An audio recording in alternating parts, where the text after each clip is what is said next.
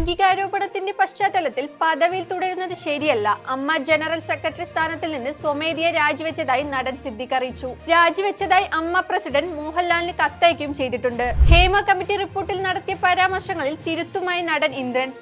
Hema committee റിപ്പോർട്ടിനെ നിസ്സാരവൽക്കരിക്കുന്നില്ല. അതിന്റെ രീതിയോ വിവരങ്ങളോ ഒന്നും അറിയില്ല എന്നും സത്യം എന്താണെന്ന് അറിയാത്തത് കൊണ്ട് സംസാരിക്കരുത് എന്ന താക്കീത് ഉള്ളിലുണ്ടെന്നും കുറ്റക്കാർ ശിക്ഷിക്കപ്പെടട്ടെ എന്നും അദ്ദേഹം അറിയിച്ചു.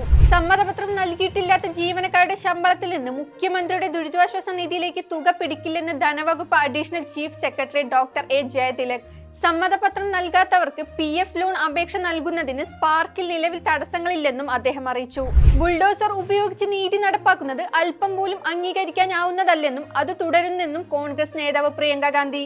മധ്യപ്രദേശിലെ ഛത്തർപൂർ ജില്ലയിൽ പ്രതിഷേധത്തിനിടെയുള്ള അക്രമത്തിൽ പങ്കാളിയായെന്ന് ആരോപിക്കപ്പെട്ടയാളുടെ വീട് ഇടിച്ചു നിരത്തിയ നടപടിക്ക് പിന്നാലെയാണ് പ്രിയങ്കയുടെ പ്രതികരണം.